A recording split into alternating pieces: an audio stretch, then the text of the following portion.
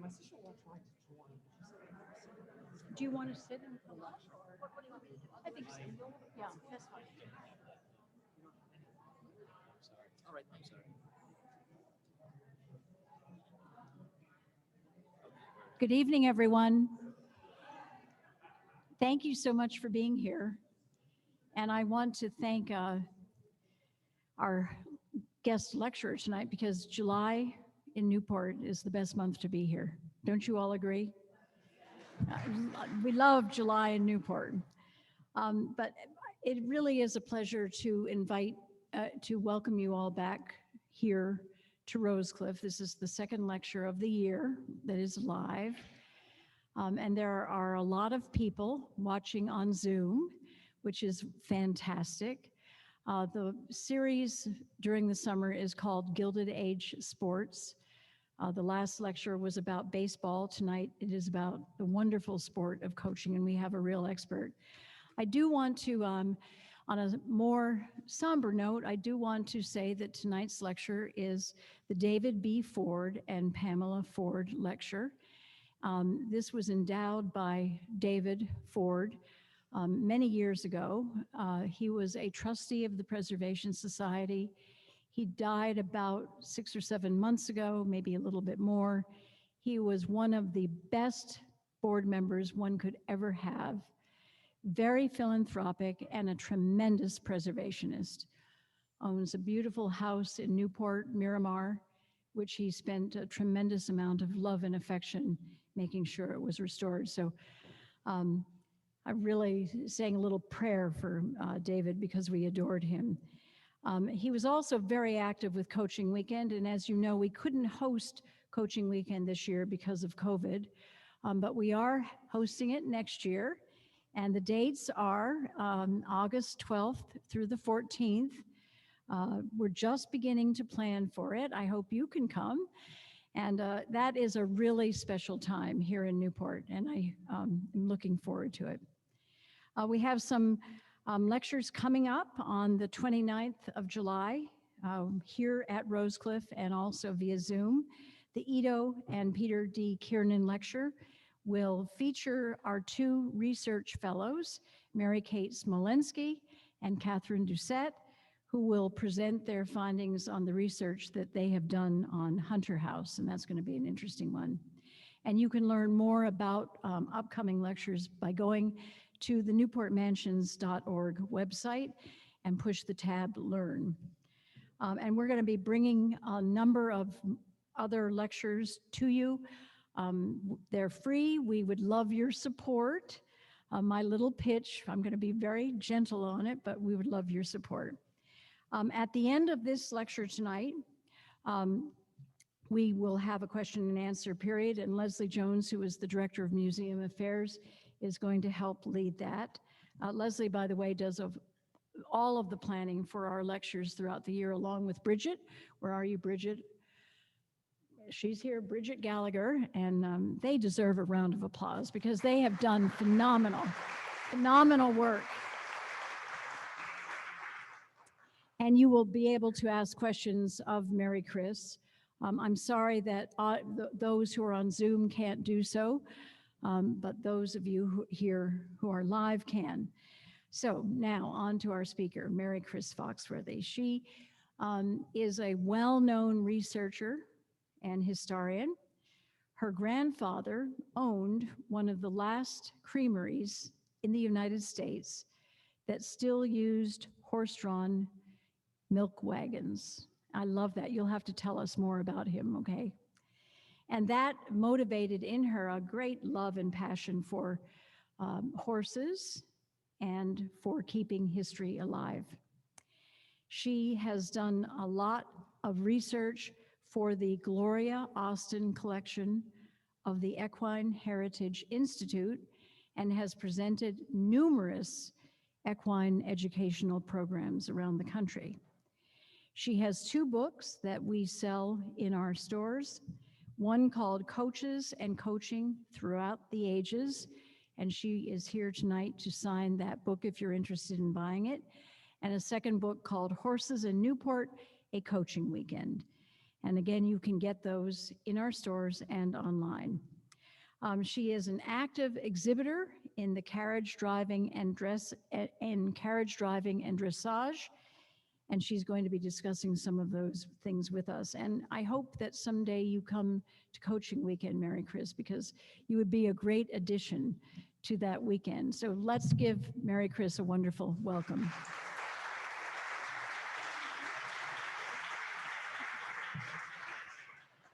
Thank you. Thank you, Trudy, for that wonderful introduction. I also want to thank so very much Bridget and Leslie, who've made this so wonderful. My husband came with me too, and they've showed me Gilded Age hospitality. It's been absolutely wonderful. So as you know, we're talking about coaching in the Gilded Age tonight. And as Trudy said, I'm a research writer for the Equine Heritage Institute. And this is a list of a lot of the books which you can also get on the Equine Heritage Institute website. However, as a researcher, I have found out that Google is not always your friend. So if you were to Google coaching nowadays, you'd probably find out about life coaching or maybe about coaching a soccer team.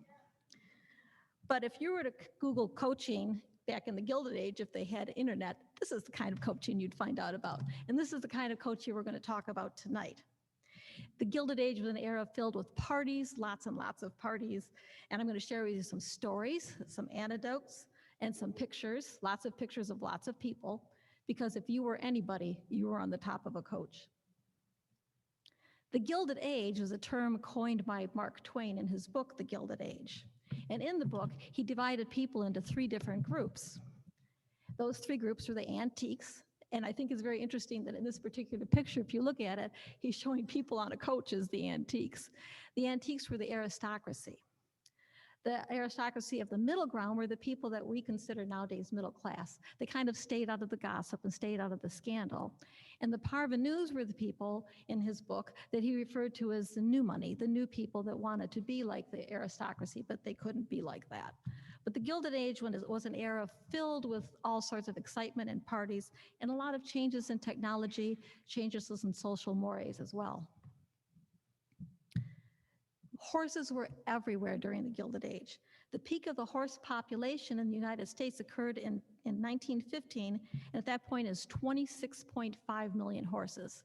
Today there are about 3 million horses in America, so a lot more horses in 1915. However, in 1872, there was an equine flu epidemic that hit all of North America. And when this epidemic hit North America, everything came to a screeching halt. So imagine if we had no cars and no trucks and no buses and all those things, it just stopped. As a matter of fact, if you've ever heard of the Great Fire of Boston of 1872, the reason it was such a horrible fire was because they couldn't get any horses to the fire on time. So at that particular fire, 65 acres burned, 776 buildings burned down, and in today's dollars, $2 billion worth of damage, all because there weren't any horses. Many of the sayings that we use today also come from coaching in the Gilded Age. So one of them is called handling the ribbons. That means how they held the reins and how they drove. And a little bit later, after questions, if we have time, we're going to let you handle some ribbons and see what it would have been like to drive a 4-in-hand. Another term is job master. The job master in the Gilded Age was the person who put together your harness, your horses, and your carriages for you. To bridle one's tongue, you've probably heard someone say that. That came from the Gilded Age, and that meant be careful what you're saying because the bridle is what you use to control the horse. Another one was get off your high horse. Well, people who were very wealthy wanted to have big horses and tall horses, so that refers to get off your high horse. And the last one, horse sense, which means common sense, that actually came from the Gilded Age as well. Even songs during the Gilded Age, and this particular song is a little bit later, this refers to things about coaching. So there's a lot of things on here that you're probably familiar with. You might know what an arrow collar is, or a Coolidge dollar, or the nimble tread of the feet of Fred Astaire, or Camembert, Whistler's Mama, then a Ritz Hot Toddy, but what in the world is a Brewster body? So you might be a little more familiar with Fisher body, because if you got into a car anytime, in up till the 1980s, the door still had that picture on it. And what is it? It's a coach. So Fisher body you might be a little bit more familiar with. Andrew Fisher emigrated from northern Germany around 1835, and he manufactured carriages in Norwalk, Ohio. He had 7 grandsons, and those grandsons moved to Detroit, and they formed Fisher Body, which became later a division of General Motors. By 1914, Fisher Body was building 105,000 cars, and by 1920, that total went up to 300,000 cars. In World War I, Fisher made airplanes, and in World War II, they made tanks. Brewster Body. Okay, now let's get to the real nitty-gritty, the Brewster. So Brewster may not be as familiar to you as Fisher Body, but during the Gilded Age, Brewster was what everybody wanted to have. Brewster made the most premier coaches and carriages that could be bought for any amount of money. James Brewster was a Mayflower descendant, and he made his first carriage that he made was a Brewster wagon for a whopping $39.50. But it was such a quality carriage that he soon began to take note of his carriages in the large cities. And before you know it, Brewster was building coaches and carriages and so on for the very, very wealthy. They built carriages, Brewster built carriages, their last one in 1911. Like Fisher, Brewster then got into making automobiles.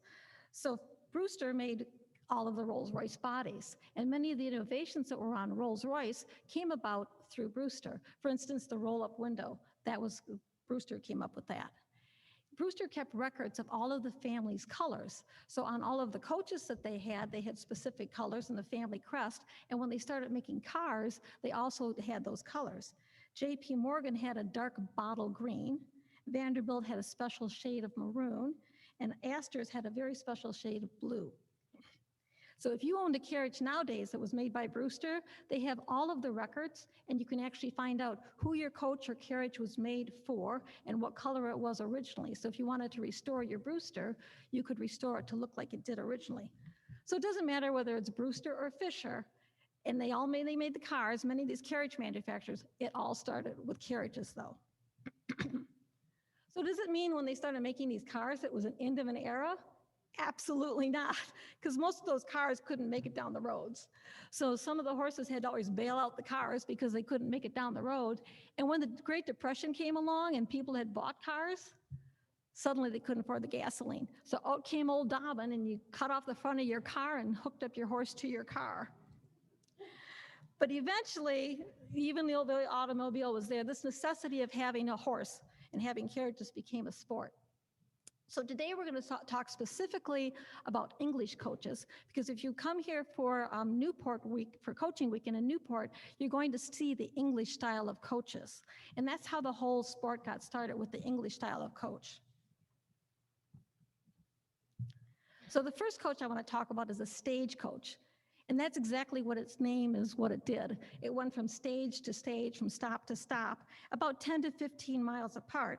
And they would stop at a coaching inn, and this is in England, they would stop at a coaching inn where the horses would be changed, and then they would get a meal or drink and sometimes spend the night. The next type of coach is an English mailed coach. The Royal Mail Coach came into use in 1784, and by 1797, there were 42 coach routes throughout all of England. On the mail coach, you would have a guard. This is the gentleman that you see there in the red scarlet jacket. And he wore red because he was a representative of the king or queen. He also had a pouch, and in the pouch he carried a key to the boot, which is where all the mail and the parcels were kept. And he also had in there a waybill that had all of the information about what was in the boot. He also carried a blunderbuss. Blunderbuss is a gun, and he was also there for security. So that's why he had a blunderbuss, and he had a horn, because none of these coaches had horns where you could honk. So he had a horn, and I want you to listen carefully. There was a song that they played on their horn called Clear the Road. And if you're here for coaching weekend, you will hear this.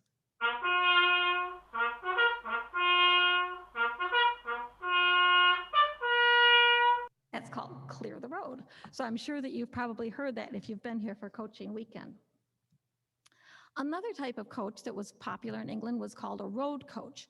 And once they had the mail coaches, there was suddenly a demand for seating on the mail coaches, and people wanted to ride on them so they could get where the mail coaches were going. So they started having these road coaches. And each one of them sported a name, and they had all of the town destinations painted on them because they wanted to attract the attention of the people who saw them, so people would get excited about these coaches. The final type of coach that you would have seen, well, there's one more after this one, was the park drag. And the park drag was for wealthy families, and they were usually painted in very somber colors. Sometimes they would have their monogram or family crest below the light, and the windows, they called a light on a park drag.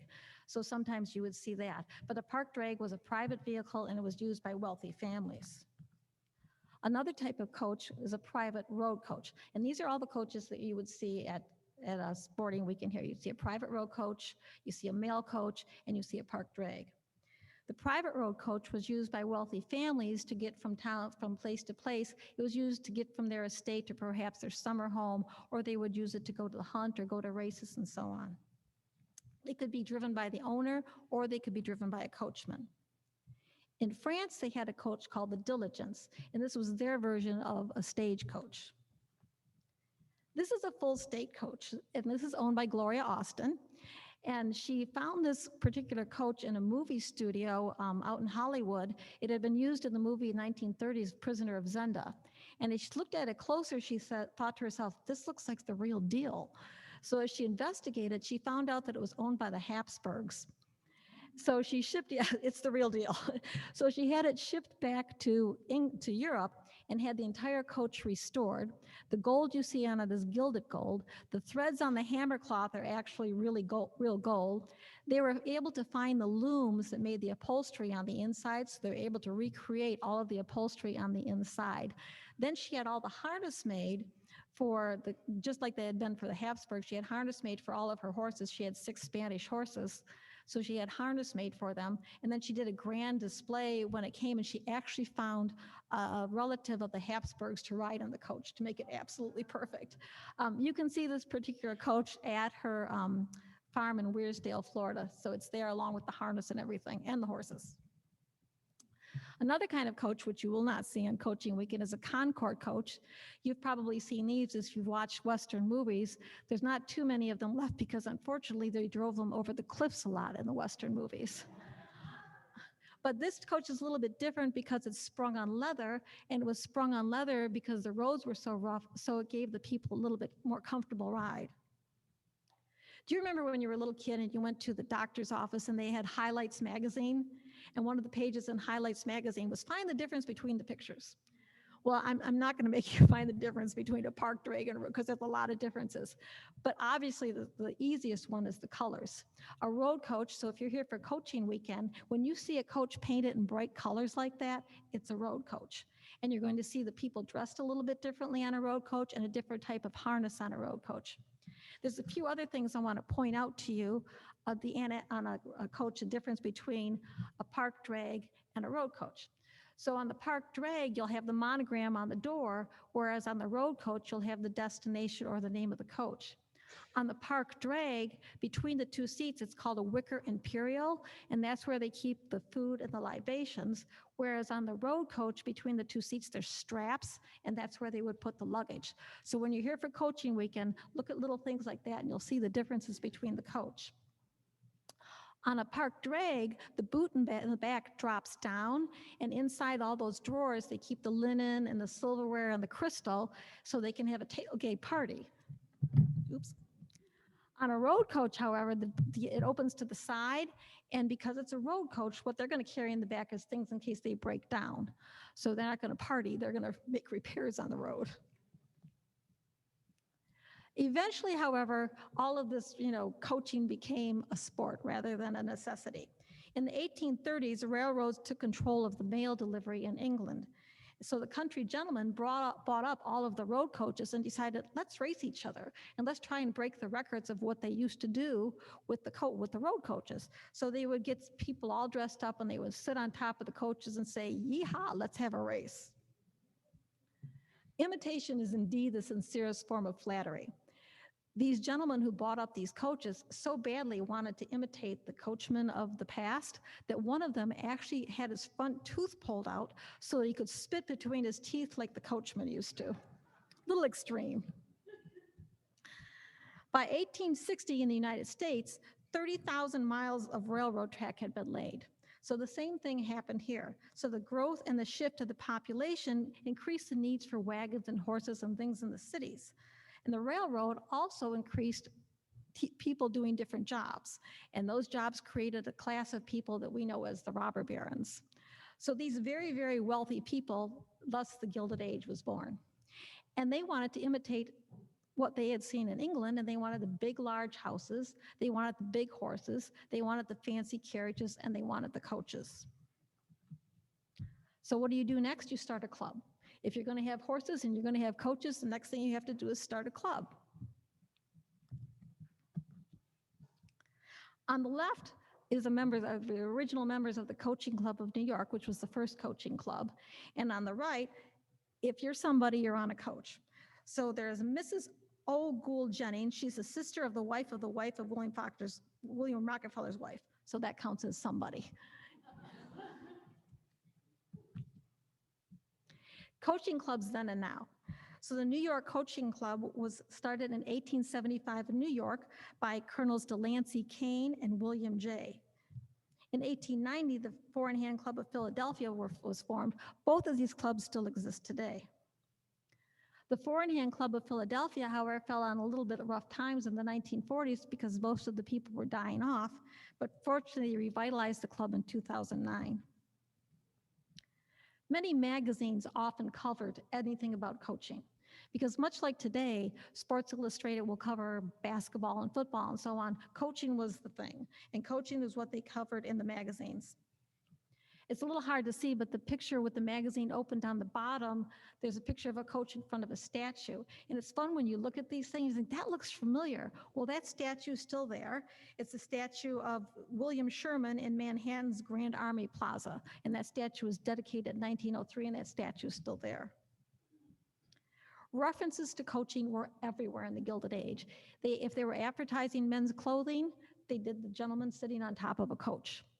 Royal Doulton even made a complete collection of coaching china, which is today very, very collectible, and people are very excited when they get pieces of Royal Doulton coaching china. Even soap manufacturers used coaches to advertise their soap products. So if you start a club, the next thing you need is rules. So there was a gentleman by the name of Fairman Rogers, and he wrote the definitive book on coaching. And people who do coaching nowadays still look at his book. That's where all the rules are written.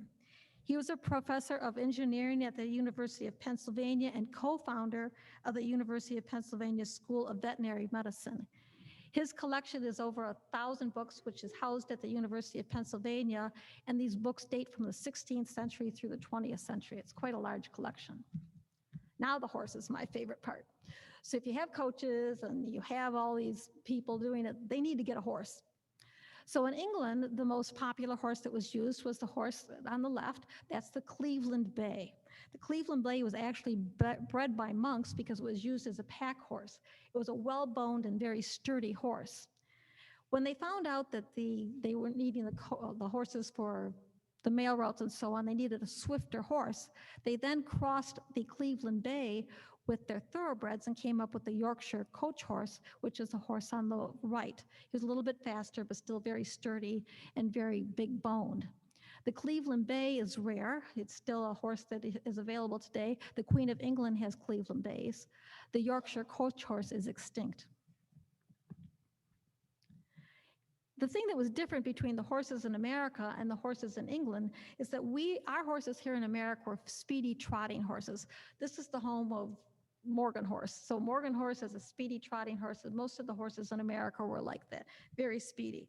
So there was a gentleman who was a tourist who wrote back to a magazine in England, and what he said was, trotters were an outright celebration of utilitarianism. This is a picture of Lula Long Combs. She was a very well-known whip throughout the Gilded Age and well into the 30s. And if you look, you can see how high-stepping these horses are. These are very fancy horses, not at all like what you see on the coaches in the English coaches, very high-stepping. The reason that America got so good at this was because the USDA got involved. And what they did is they decided, the people breeding these horses are really the farmers. So they got together with the American Trotting Horse Registry, the American Saddle Horse Registry, and the American Morgan Horse Registry and said, let's offer prizes at the state fairs. So what they did was starting to offer prizes and cash money at the state fairs and county fairs so that the farmers were encouraged to breed this high quality of horse. little bit about who's who on a coach before we go a little bit further, because I'm going to start introducing you to some individuals. So I want you to know who some of these people are on the coach. So first of all, let's start with the horses. The horses in the front, the two horses in the front are called the leaders, and the two horses in the back are called the wheelers. So the horse, if you're facing the coach, the horse on your left is the off horse, and the horses on your right are the near horses. So you have leaders, wheelers, off, and near. So those are the horses. The next person is the whip. The whip is the driver, and the driver sits on the English side. The driver is sitting on the off side. The next one is the coachman. The coachman is often dressed in full livery. His frock coat had 6 buttons at the front and 4 at the back. He headed the horses when they were stopped. He sometimes blew the horn. And he also would assist if necessary if there was danger on the road. Nowadays, the coachman is usually dressed in conservative attire and will either sit behind the whip to operate the brake or sit next to the whip, perhaps if the whip is elderly, to take the reins if necessary. The passengers are seated on top. They don't sit inside, they sit on top because it's all about seeing and being seen. The grooms, they are the gentlemen that also head the horses. They have frock coats as well, but they have 5 buttons at the front and 6 at the back. So where's the footman? He's in the house. A footman has nothing to do with coaching. So when people say, oh, the footman, no, it's not the footman, it's the coachman and the groom. So those are the only people with a coach. Coaching was a sport for the wealthy, but for a few dollars, the average person could enjoy a ride on a coach. So the Coaching Club of New York, led by Colonel Delancy Kane, created America's first coaching service with a coach called the Tally-Ho, and this was in 1876. The Tally-Ho traveled from the Brunswick Hotel in New York to Pelham Bridge, which was about 15.5 miles. It was a bright yellow coach, and it made the trip, it was made by Holland and Holland in London. The Coaching Club in New York got started when Colonel Delancy Kane and when William Jay were walking down the street one day, and they saw a coach in the window and said, hey, we should buy that. And the one said, I've got a horse. Well, I do too. Let's get 2 more. And so pretty soon they had 4 horses. Now they had a coach, so that's how it all got started. Delancey Aster Kane was an American soldier and horseman. He was the great-grandson of John Jacob Aster, and he inherited $10 million from his mother's family. The family lived fashionably in Broadway, but in the summer they did have a place here in Newport called Beechcliff. In 1901, his family became permanent residents here in Newport. William Jay served in the Union Army, and he was the great-grandson of John Jay, our first Supreme Court justice. He was an attorney and vice president of the New York Herald. Soon routes were developed just like they were in England to carry people on coaches all over the place. And I want to point out some of the people on this particular coach. There's some interesting people. One of the gentlemen is Prescott Lawrence. He was noted because in 1898, when everybody didn't want to come back to Newport because of the Spanish-American War, they were worried about the Spanish fleet in the harbor. So he said, I'm going. And everybody followed him. And pretty soon, the season in Newport began as usual. And even the clam bake club opened again. Another gentleman on the coach is August Belmont. He's the namesake for the Belmont Stakes. Another gentleman, Theodore Havemeyer, is on this coach. He was the first president of the U.S. Golf Association and co-founder of the Newport Country Club. W.K. Vanderbilt is on this coach as well, and Colonel William Jay, the president of this coaching club. So again, if you're anybody, you're on a coach.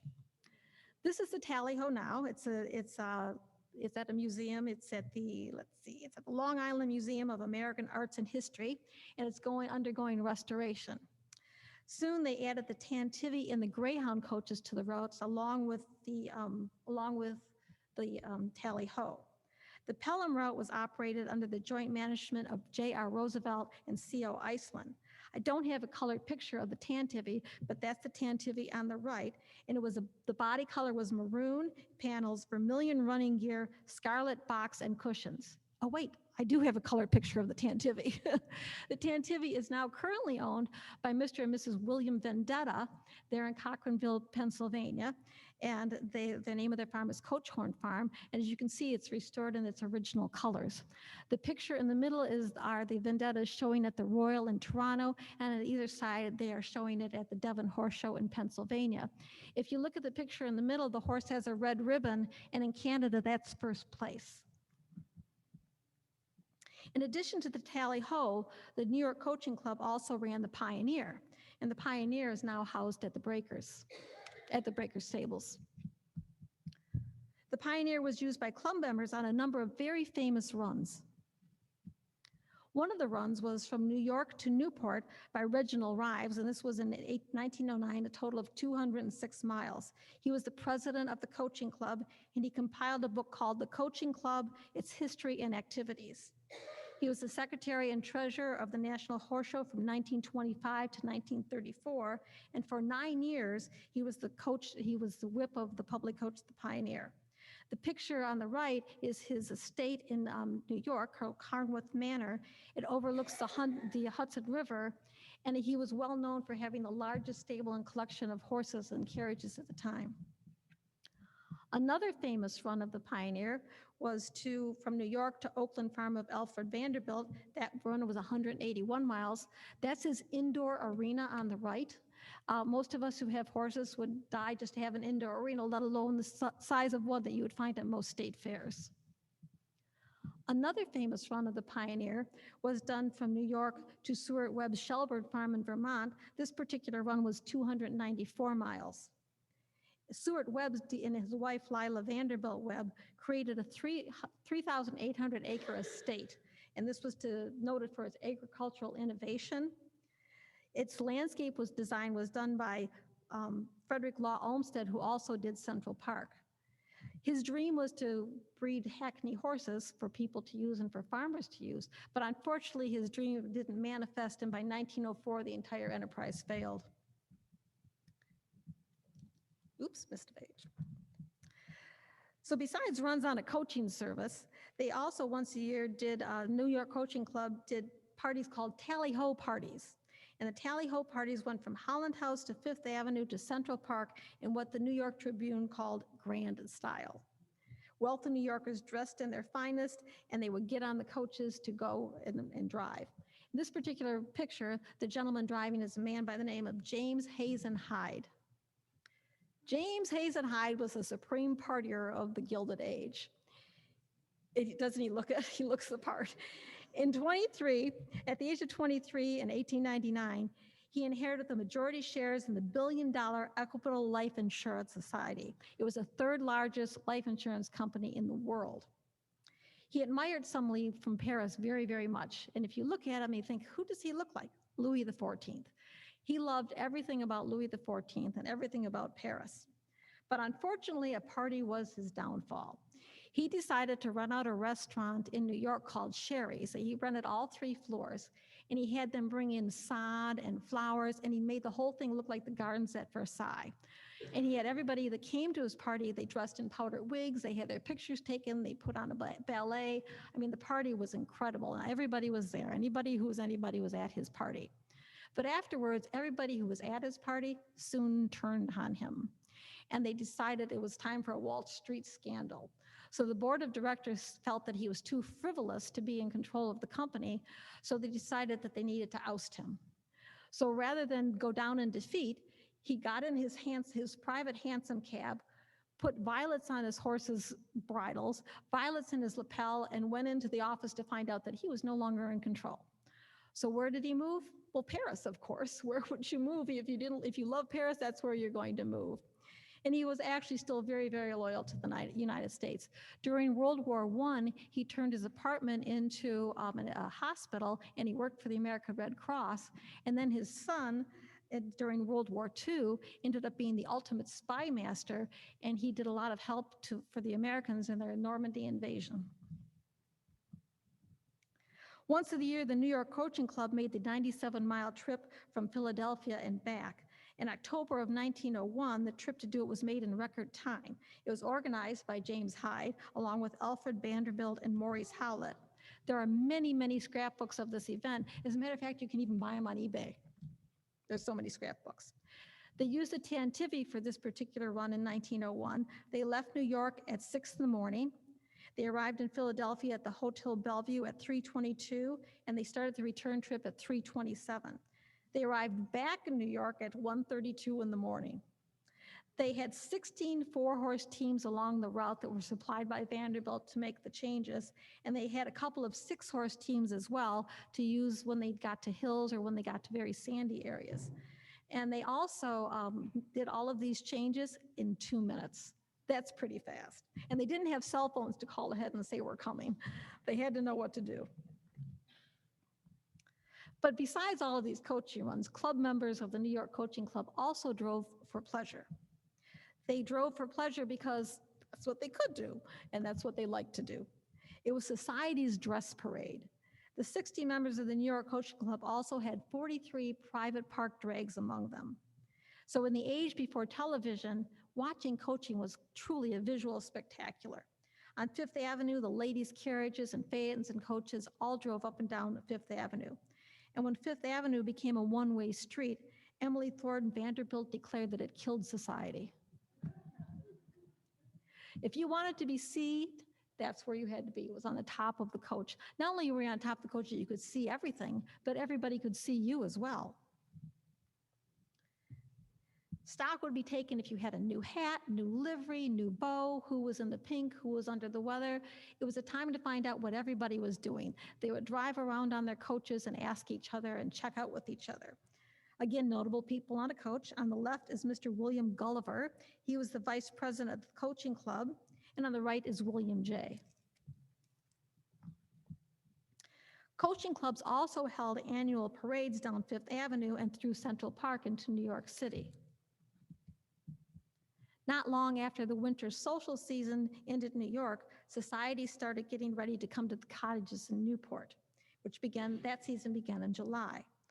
On the left is a picture from the opening of coaching season in New York in 1883, and on the right, 1904, William J., and again on the cover of a magazine, because this was the sport of the day. Just like basketball and everything is in Sports Illustrated, back then, it was about coaching.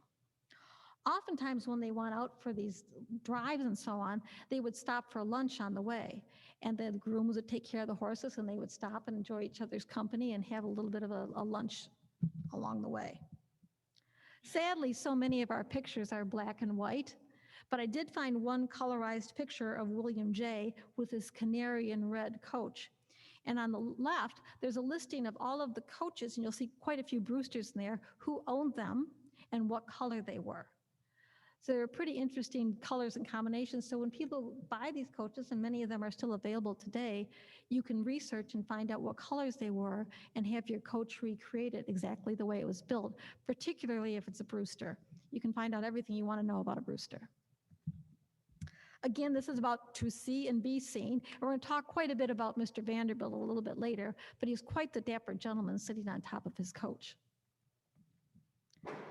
And just to prove to you that coaching wasn't just an East Coast thing, check out the picture in the middle, Duluth, Minnesota. They were coaching there too. So coaching wasn't just something that happened here on the East Coast. Again, to see and be seen, that's J.P. Morgan's daughter on the coach on the far right. Some more notable people on a coach. On the left, Charles Oliver Iceland. He was an American banker and philanthropist and captain of the yachts that won the America's Cup 3 times. Also on the right is Harold Brown. He is a relative of his, was a namesake for Brown University. And the Harold Brown Villa in Newport has been occupied by the same family since 1895. He is a direct descendant of Roger William, who was the founder of Providence and the colony of Rhode Island in 1636. Okay, a little quiz. On the right, the guy in the front has 4 buttons. Do you remember who the guy is with the 4 buttons on the back of his coach, on his livery? He's the coachman. Yep, he's the coachman. So the 4 buttons. And the reason they did all this was so people could identify who the people were on the coaches, and you knew who to go to if you needed a question or you needed something done. So if you looked at the buttons, then you knew who that gentleman was. Some more notable people on a coach. On the left is Henry Meyer. He was among Greenwich's major benefactors, and he was called the Sugar King because he's the founder of the American Sugar Refining Company in 1891, which was one of the 12 original companies on the Dow Jones Industrial Average. On the right is Otto Khan. He was known as the King of New York. He was an investment banker, and his financing of the 1800s railroad boom made him one of the wealthiest and most generous men of his time. But he was really known for something a little more famous than that. I put a picture in there in the insert of him. I don't know how well you can see it, but does he look like anybody to you? Does he look a little bit familiar? He was the model for Mr. Monopoly. So, I mean, he looks just like him. Yeah, it's Mr. Monopoly. So a little more is to see and be seen. On the left is Roosevelt Roosevelt. I don't know why parents would do that to a child, but so they called him Rosie. He was a half-brother to FDR. President Grover Cleveland appointed him first secretary of the United States legation to Vienna, and he was the first secretary of the embassy in London, England. On the right is Frank Sturgis. He was an American banker who served as president of the New York Stock Exchange. He was known as the Beau Brummel of his day. He bred horses and was president of the Coaching Club in 1916 and president of the Newport Historical Society and many, many, many more clubs and associations. He was a member of the 400. The 400 was Mrs. Aster's list of the anybody who's anybody in New York. But author O. Henry decided he would create his own list. So he wrote a series of books called The 4 Million because he felt that every human being in New York was worthy of note. Women also learned the skills to drive their coaches, and they would often practice during the winter to become ready so summer season they could drive the coaches as well. On the left is one of the Sloan daughters, who is a granddaughter of Cornelius Vanderbilt. And this is at the Berkshire in the Elms, and I'm not sure, and I'm going to try to put the arrow so you can see. See the guys in the back? They are the grooms. And if you notice, they're not wearing top hats, they're wearing just caps. That's because they're in informal livery. This is not a coach, this is called a brake. And a brake was used to train the horses to pull the coach. The coach is very, very heavy. So if you ever get to the stables, which I got to do today, if you ever get to the stables for the breakers, they have several different brakes there. So brakes are used to train the horses to pull the coach, and that's what's in this picture. So they would go out and practice in the breaks, and the grooms didn't wear formal livery at that time. On the right, there's Mrs. Hastings, and this is in front of the Colony Club in New York, which was an all-women's club, which still exists today. Currier and Ives made many, many prints with coaches as well. And if you were anybody, again, you were in the magazine, in the rotogravure section. Do you remember the song from the movie, In Your Easter Bonnet, We'll See You in the Rotogravure? Well, rotogravure was actually a process that was used to perfect color, making pictures look better. So they got so good at it that they were able to make entire pictorial sections in the newspaper, which was called then the rotogravure section. So in the rotogravure section, you would often find people with their horses and with their coaches.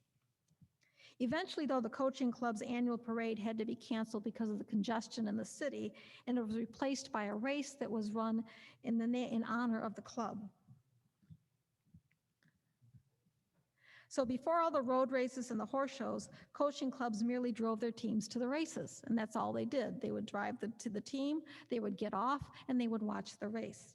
Jerome Park Racetrack was an American thoroughbred horse training facility from 1886 to 1894. It was located in Westchester County, New York, and was annexed to the Bronx in 1874. Jerome Park was the original home of the Belmont Stakes. You might be wondering, well, when all these people did all this puttering, who took care of the horses? That was the groom's job. So when the horses were unhooked from the coaches so that the people could sit on top and watch the races or whatever they were going to do or party, it was the groom's jobs to take care of the horses at that time. Coaching parades also served as the closing ceremony for the season, of the New York social season. But eventually, coaching parades came to an end in 1907 due to the increased congestion. Whether it was cars or too many horses and carriages and so on, it just got too congested to do that.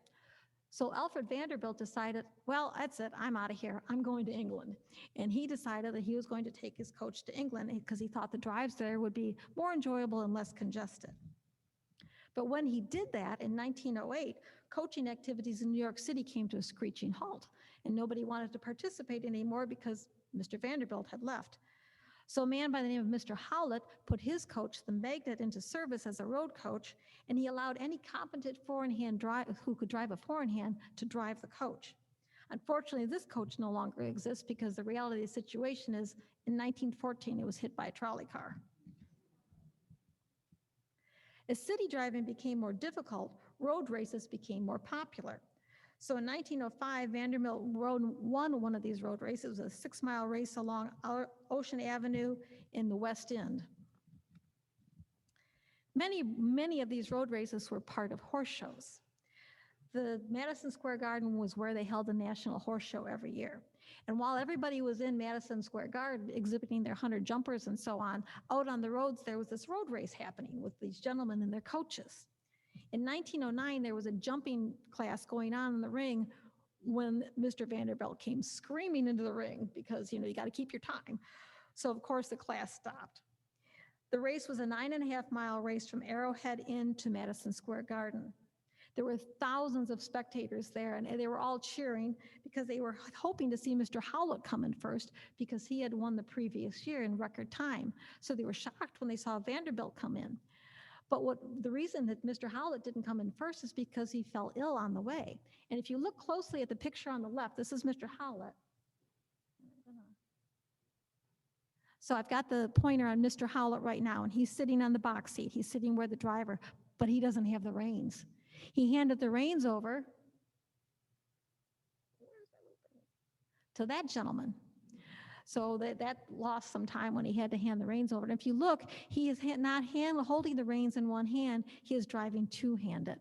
So I couldn't do much research on the picture to find out who the gentleman was, but it was unusual at that time to see someone drive that way. Most of the coachmen drove with their reins in one hand. Even whips from England wanted to come to America and participate in these road races because they were so much fun.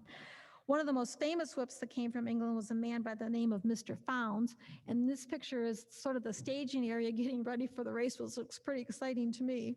It was around 1910. After Mr. Vanderbilt passed away in 1915, the trophy at the National Horse Show was given in his memory. So in 1916, 6,000 exhibitors showed up to show at the horse show. Just an incredible amount. During the coaching class, they also had classes in the ring for coaching besides the road race, but during the coaching class, the hornblowers got a little carried away, and they kept playing and competing against each other to see who could play the better tune on the horn. They even started playing ragtime tunes on the horn, which those horns are not easy to play, so I can't even imagine playing a ragtime tune on a horn. But eventually the judge said, okay, that's it. You guys have to line up in the middle and I have to judge the class. So one of the things they used to do to judge the class, the judge would actually get on the coach and want to go for a drive. So this Mr. Founds from England thought, I'm going to give him the drive of his life. And he let the horses have their head and they took off galloping around the ring. And the sawdust from the ring was flying up into the seats on top of all of the people. And the judge was hanging on for dear life because this is a little too exciting. So he finally lined them all up, and Mr. Founds was not the winner of the class. Judge Moore won the class, but the crowd cheered for Mr. Founds when he left the ring. So much like today, the crowd often lets the judge know, I don't agree with you. Another big road race that was popular at the time was the Great Four-in-Hand Road Race. This one was in Syracuse, and something that they did a little different at the end of this race was that they changed to unicorn. Unicorn is when you take off one of the leaders, so if you look at the picture on the left, they're making the change. The picture on the right is now with only one horse in the lead, and the other lead horse is being ridden behind. Another exciting and popular road race at the time, also associated with a horse show, was the Monmouth County Show, which is in New Jersey. American horses participated in the road races in England as well. In 1911, at the London International Horse Show, Mr. Vanderbilt won the Challenge Cup there. E.H. Brown of England was second, and another American, Judge Moore, came in third. Vanderbilt won it 2 years in a row, so he retired the cup. Besides speed, the horses were also judged. 40% was placed on the horses, 30% on their condition upon arrival, 20% on the coach and equipment, and 10% on the harness. So it wasn't all about just the speed. So we've mentioned Judge Moore a couple times, so I want to tell you a little about him. He was another notable person in society in the coaching world. He sat as the director for several steel companies that were merged with, among others, the Carnegie Steel Company to create U.S. Steel. He acquired several bakeries, and when he merged them all together, they became Nabisco. His stables were in the Prides in Massachusetts, and the name of his stable was Rockmarch, and that's it on the left. That is not his house, that's his stables. It was a full sporting estate to accommodate his interest in horses. Besides the road races, they also had classes for horses for coaching at the horse shows, which included many, many different classes. These are a couple of pictures at horse shows. The left is Mr. Vanderbilt competing right here in Newport, and the right is Judge Moore. Another horse show. On the left is Mr. Whitney. He was a major figure in thoroughbred racing. In 1915, he established a breeding farm in Lexington, Kentucky, where he developed polo ponies. And he developed polo ponies, a different way of breeding them. He took his quarter horse stallions and bred them to his thoroughbred mares. In 2018, Mr. Whitney was awarded the Racing Hall of Fame's honor as one of the pillars of the turf. On the right is Vanderbilt on his way to a horse show. So here's the next question. What in the world did they do with all of these horses in the cities?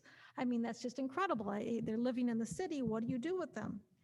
U.S. cities grew by about 15 million people in the 2 decades before 1900. The American horse population, as I said before, peaked at 25 million in 1915. In the cities, the horses were housed in stables. This particular stable was 5 stories high.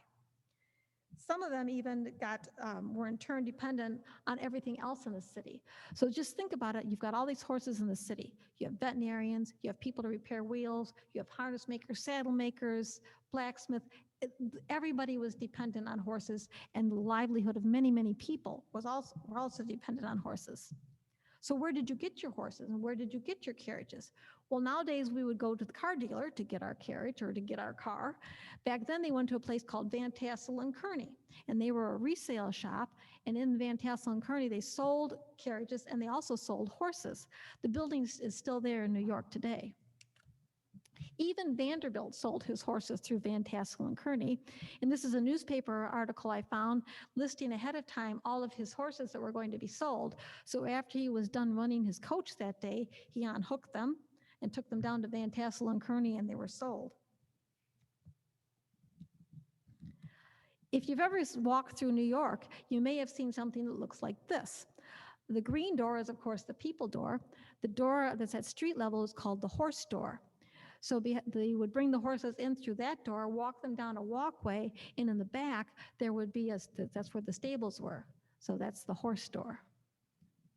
And you've probably seen a lot of fountains when you've been to big cities. Those fountains weren't put there just because they're pretty. Those fountains were put there for horses. The one on the top was donated by Alexander Hamilton's great-grandson, and it's called Hamilton Fountain. And the fountain on the bottom is in Chicago. That's a picture from 1911, so you can see the horse actually drinking out of the fountain. Other things that you might see in cities, remnants that are left over, are mounting blocks. The one on the upper left is a quite tall one, so that might have been used for getting into a coach. The one on the right is a little bit smaller, so it might have been used just for a small carriage or for getting on a horse. Next to that is a hitching post where you would tie the horse. And on the bottom, if you ever see something like this on a curb, that's a tethering ring. So if the fruit peddler or the milkman was driving along and he had to make his deliveries or he was making his sales, they would tie the horse to the tethering ring. I want to conclude a lot of this with some more information about Vanderbilt, since he was so influential in the coaching world. When he first became interested in coaching, his father said to him, "Don't get gray horses, they're delicate." So what did he do? He got gray horses. Like any good son, do just what your father tells you. When he got to England in 1908, the conservative world in England was shocked to see these horses because, as I told you before, they were trotting horses and not the heavy-boned, slow horses like they were used to in England. There was huge excitement when he showed up in England because they'd never seen something quite like this before. I'm going to read you exactly what the newspaper said about him. The famous grays had their manes braided with red and white ribbons, while their heads were adorned with red and white carnations. Alfred Vanderbilt occupied the box seat dressed in a gray frock coat and gray top hat. Guard Godden wore the venture uniform of a single-breasted frock coat of French gray with maroon cuffs, collar, and lappets, black gaiters, boots, and a beaver hat. And you might think that that stock tie is just something that they wore because it looked good. The stock tie that groom or coachman wore actually served a purpose. The reason they wore the stock tie was that it could be used for a tourniquet if necessary or for a sling. So most of these things that we think are costume actually had a necessity. So when he took the venture to England, it started off in London from the Metropole Hotel and went to Brighton. The coaches ran for a 6-week period from May until June, and during that period, they amassed 2,000 miles on the coach. Vanderbilt was the actual whip of this particular coach Tuesdays through Friday, and a friend of his took the reins the rest of the week. The trip lasted 7 hours. So you didn't ride the coach just because you wanted to get somewhere in a hurry. You rode the coach because it belonged to Alfred Vanderbilt. As you know, you probably know the venture now resides at the Breakers Stables. Once a year or every 3 years when the New York Coaching Club is here for a coaching weekend, one of the members of the coaching club is allowed to drive the venture. So you will see this coach out on the road. Later, Mr. Vanderbilt added another coach to his runs in England, and this was called the Old Times.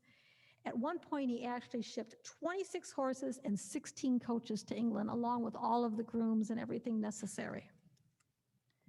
The Old Times is now owned by Mary and Harvey Waller, and you've probably seen them. They've been here for coaching weekend. This is the Old Times. This is Mary and Harvey showing it at the Royal in Toronto. They've been many, many times winners at the Royal. So let's get a little bit to the reality of the situation. This all seems very elegant, but the reality of the situation with all of these horses is that every horse produces 15 to 35 pounds of manure a day, 2 pints of urine per day. And with 100,000 to 200,000 horses in New York City, that's a bit of a problem. So in 1898, there was a World's International Urban Planning Conference, the first of its kind in New York, to try to figure out what are we going to do about this? This is a problem. Now in Chicago, they dumped it all in Lake Michigan. But in a city like New York, it was a huge problem, and they did not come up with a solution. Sadly, the solution was the outbreak of World War I. At the outbreak of World War I, in England, they needed horses desperately. So they went out on the streets, and if they had a peddler, no matter who it was, they commandeered your horse. Even Mr. Vanderbilt's horses from the Old Times and the Venture were taken from him. But not to be a poor, and the picture on the bottom, I had to put that in. They still had to get their farming and things done. They started using circus animals. So they used circus animals to plow the fields, and they used circus animals to get all of the equipment and so on from the docks that they need to the railroads and so on. So they put the circus animals to use. So not being a poor sport about having his horses taken away, Mr. Vanderbilt came back to the United States and decided to organize an ambulance service because he felt that would be desperately needed in Europe during World War I. So he got it all organized, and he didn't want someone else to be the one to direct it when it got there. So unfortunately, that's when he got on the Lusitania. And he went back on the Lusitania, and that's when it was torpedoed. But the tally-ho lived on even after the Gilded Age. So here's some pictures from the 30s. The top is Mrs. Frederick Cameron. She was a former Muriel Vanderbilt. This picture was taken in 1929 in Newport. In the middle is Mrs. Virginia Windmill, also using the tally-ho at the Gold Cup Hunt Meet Race in Warrenton, Virginia. This picture was taken in 1933. On the bottom is the tally-ho again. This one is in 1938 at the Essex Hounds race meet in New Jersey, and the whip, and this time is Mr. Dean Bedford. New coaching clubs have started nowadays. The World Coaching Club was the first coaching club to be an all-women club, and the four-in-hand club, you don't necessarily have to have a coach to belong to the four-in-hand club. You just have to drive a four-in-hand and have something you can drive a four-in-hand with. Meets are still very popular today. This particular meet was in Middleburg, Virginia in 2004. They were trying to break the world record for how many coaches you could get together at one time. My husband and I were there as the ground crew. I'm thinking it was between 30 and 33 coaches that they had there. This particular house is called Langolan. The driveway was 1 mile long, and that's why they did it there, because they needed a mile to get all the coaches up the driveway. And this is where they filmed Gone with the Wind, the scene where Ashley's coming home up the driveway, the mile-long driveway. And if you've been here for Newport Coaching Weekend, you know that coaching is alive and well. This is Gloria Vanderbilt with her Spanish Grays and her lovely park drag. It's built by Healy. On the bottom is the Royal in Toronto. And I'll tell you who the people are in this picture from left to right. The first one is Mr. John White driving his road coach called the Excelsior. The next one are the Wallers driving the Old Times. The next one are the Steenbigs. They're from Canada, and they're driving a park drag. And the last one is also a park drag, and that's Dr. Ray Fisher driving that particular park drag. One of the classes that they do at horse shows is called a quick change. And this is Gloria Austin doing the quick change at a horse show in New York. And what they do is they drive in, and the clock starts as soon as they start driving in. They drive in, they stop, they unhook, and this is supposed to be emulating what they did on these coaching runs. So they went on hook, and then they run the horses around cones and come back and rehook. So I texted Gloria while I was here. I said, Gloria, how fast did you do this? And she said, oh, I think it was 1 minute and 54. I thought, oh my goodness, so pretty fast. And that's driving out of the ring with her blue ribbon. And of course, I had to put in pictures of myself. Not only are coaches still alive today, but carriage driving is alive and well today as well. The one on the upper left is what's called a ladies' wicker phaeton with a parasol top. We bought this particular carriage from the estate of the actor Jimmy Cagney. It was built in 1903 by a company called Locke of New York.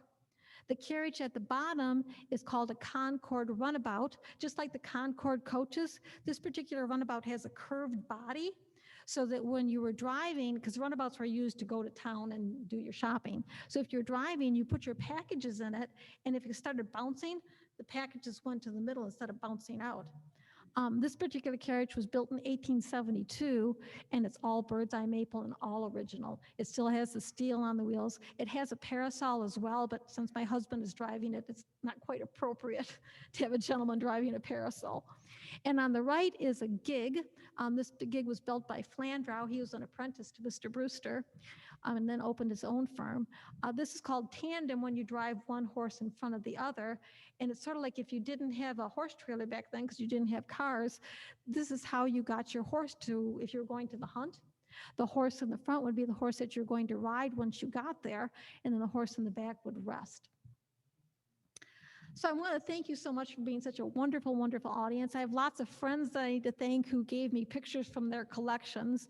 A lot of these people you've probably seen here at Coaching Weekend: Bob Longstaff, William Vendetta, and Jack and Marge Day. These are all people who have been very, very helpful to me. So I want to thank them, and I want to thank all of you for making this so much fun for me. Thank you.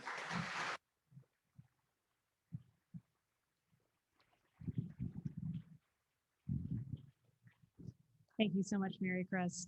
If anyone has any questions, if you want to raise your hand, I will happily bring the microphone to you. But if you could wait until I hand it off, that would be great.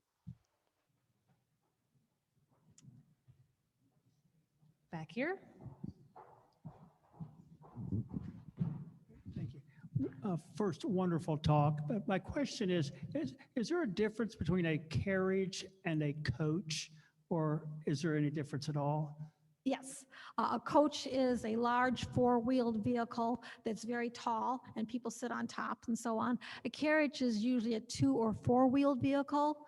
So you wouldn't call a coach a carriage, and you don't call a carriage a coach. A carriage is normally more utilitarian than a coach. I hope that answered it for you.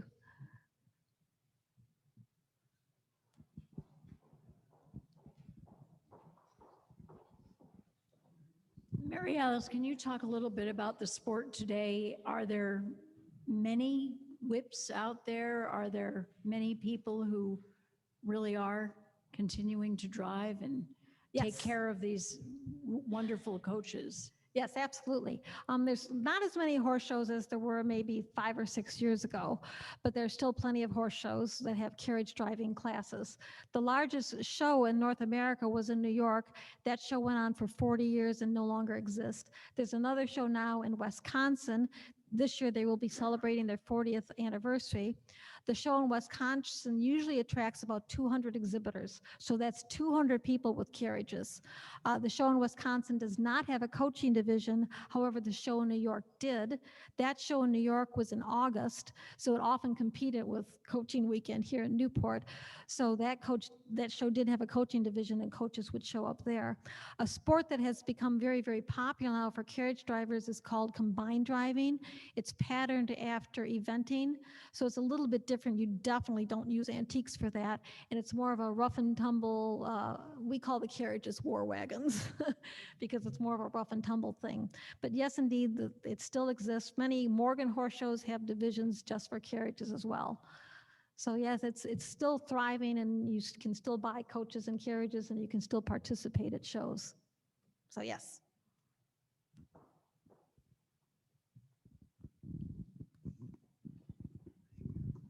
You mentioned about Alfred Vanderbilt's venture. What is the history of the Viking coach? Do we know anything about that? The Viking I'm not familiar with. Well, we have it down at the stable. So we have the venture and the Viking, so I wasn't sure. Yeah, I don't know. I know the would that fit in? venture. Okay. Yeah, the venture and the pioneer, the Viking. I'm sorry, I'm not familiar with that particular In fact, coach. but we have a painting in the billiard room at the Breakers. It's Alfred Vanderbilt riding the Viking to the Belmont Hotel in Manhattanville. So I just wondered where it was. Yeah, I saw Okay. that. Yeah, I saw that when Yeah. we were there, and I said to my husband, I wonder what the Viking is, because it's painted very similar to the venture. And I wasn't familiar with the Viking, and I didn't see it in any of my research. So sorry, I don't know. Hi, it was a wonderful talk. I thoroughly enjoyed it. Thank you. And I am a whip maker, actually. So I still have a lot of involvement, of course, with carriages and driving events. And I have one question for you. I did read a book at one time that included descriptions of carriage races, coach races among the wealthy here in Newport in the early part of the last century, and about coaches careening around down Bellevue Avenue and down Memorial Boulevard. And so I was a little bit surprised you didn't mention that. Do you know much about that activity here in Newport? I do not know much about the races they had in Newport, but the part about careening is very true. Right. Well, I wanted to add a little bit of something because I'm involved in the sport, that if you're interested in seeing foreign hands in combined driving, they do compete in combined driving in a number of events. And one is coming up in August at the Wallers. Yes. They have a farm in Western Massachusetts, and there will be some foreign hands there, but also at the Windsor Show in England, and usually it's in May. This year it was in June, and other larger international events. You will see foreign hands of horses put to the, as you say, war wagons. They're not called that anymore, but going through obstacles, making tight turns through gates in these obstacles. And it's thrilling to see. These drivers are pretty incredible. Yeah. It wasn't like driving straight down the road. Exactly. Used to be. It's Yeah. quite something. So if you ever have a chance to go to a combined driving event, especially a larger one, you'll see that. Yes. There's some very, very competent whips that do the combined driving. Ms. D. Wrigley is one who started out. Ms. D. Wrigley also has a coach, but she also does combined driving. Tucker Johnson. There's a lot of very, very competent drivers. Chester Weber. There's a lot of them, and they're very, very good, and they're excellent. The sad part, unfortunately, with combined driving is a lot of people want to do something and emulate things that they see, and they don't realize the amount of talent it takes to do something like that. So there's a lot of people that get involved in combined driving who let the adrenaline sometimes get the best of them. So you have to be careful when you watch it, because sometimes you might see some things that might bother you a little bit, but it's a very, very exciting sport indeed. Okay, well, thank you all so much. I know Mary Chris and her husband have also, again, offered to demonstrate what four in hand might feel like. There is an actual little setup over here if you'd like to participate. And also Mary Chris will be signing books that are available for sale out in the foyer. So thank you, Mary Chris, so Thank much. you. And thank you Thank all for you. coming. We hope to see you next time.